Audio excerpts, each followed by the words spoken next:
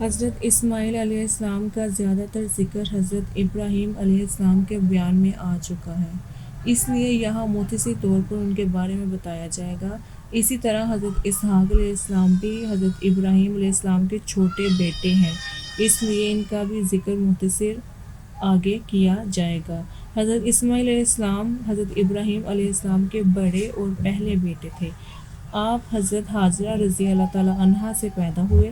حضرت ابراہیم علیہ السلام کی عمر 75 سال ہو گئی تو آپ نے اللہ تعالیٰ سے دعا کی، اے میرے پروردگار، مجھے نیک بیٹا عطا کر۔ اللہ تعالیٰ نے آپ کی دعا قبول کی، آپ کو ایک بردبار بیٹے کی خوشخبری سنائی۔ آپ کے پیدا ہونے سے پہلے ایک فرشتے نے حضرت ہاجرہ کو بشارت دی، اے ہاجرہ، مبارک ہو، تمہارے ہاں لڑکا پیدا ہوگا۔ جب وہ پیدا ہو تو اس کا نام اسماعیل رکھنا۔ حضرت ابراہیم علیہ السلام جب مصر سے واپس شام آ گئے تو حضرت اسماعیل علیہ السلام پیدا ہوئے۔ بشارت کے مطابق آپ کا نام اسماعیل رکھا گیا۔ اسماعیل 2 کلموں کا مجموعہ ہے، اسما اور ایل۔ عبرانی زبان میں اس کا مطلب اے اللہ میری دعا سن لے۔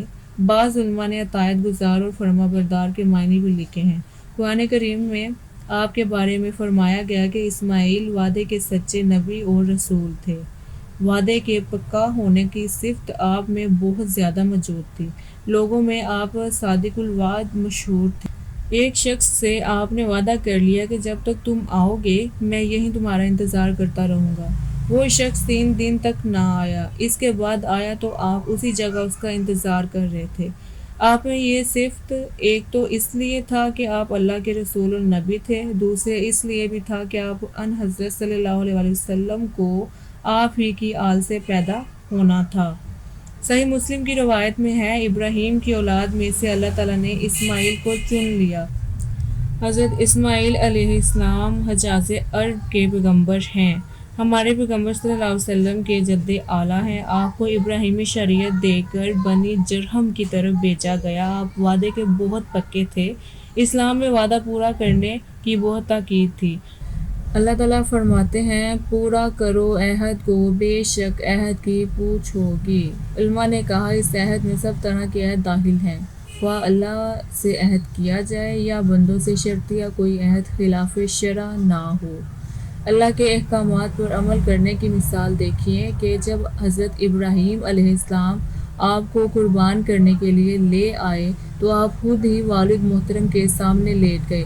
جس طرح آپ اللہ کے احکامات پر عمل کرتے تھے اسی طرح لوگوں کو بھی حکم کرتے تھے۔ آپ انہیں نماز اور زکوٰۃ کا حکم دیتے تھے، اپنے گھر والوں کو نماز کی تاکید کرتے تھے۔ آپ اللہ کے بہت پسندیدہ بندے تھے۔ بیت اللہ کی تعمیر میں آپ نے اپنے والد کے شانہ بشانہ کام کیا۔ اس وقت دونوں کی زبان پر یہی الفاظ ہوتے تھے، اے ہمارے پروردگار، ہماری یہ خدمت قبول فرما۔ بلا شبہ آپ خوب سننے والے، جاننے والے ہیں۔ تعمیر مکمل ہونے کے بعد حضرت ابراہیم علیہ السلام نے خانہ کعبہ کی صفائی، امامت، زائرین کی خدمت وغیرہ جیسے کام آپ کے سپرد کیے، یعنی آپ کو خانہ کعبہ کا متولی بنایا اور خود ملک شام چلے گئے۔ غور کریں خانہ کعبہ کی تولید، وہاں کی عبادت، طواف، کتنی بڑی سعادت کی بات ہے۔ اس سے بڑھ کر کیا سعادت ہو سکتی ہے؟ خانہ کعبہ کی تعمیر کے وقت آپ کی عمر 30 سال تھی۔ آپ نے اپنی وفات تک یہ خدمات انجام دی۔ آپ کی نبوت کا دائرہ سرزمین حجاز کے علاوہ یمن اور حضر موت تک تھا۔ آپ کا بہت بڑا شرف یہ ہے کہ ہمارے نبی صلی اللہ علیہ وسلم کا سلسلہ نسب حضرت اسماعیل علیہ السلام کے فرزند کے دار سے ملتا ہے۔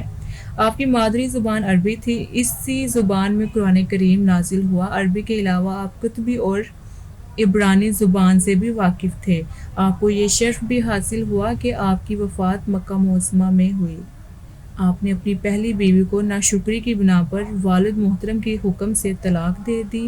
دوسری شادی دائلہ بنت مزاحزہ سے ہوئی، ان سے 12 بیٹے اور 1 بیٹی پیدا ہوئی۔ ان میں سے کدار کی نسل سے آپ صلی اللہ علیہ وسلم پیدا ہوئے۔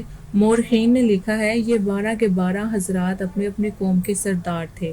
ہر ایک نے اپنی جگہ الگ الگ بستیاں بسائیں۔ ان میں سے اولاد اس قدر بڑھی کہ حجاز سے نکل کر شام، ایران اور یمن میں پھیل گئی۔ آپ نے 137 سال کی عمر میں وفات پائی۔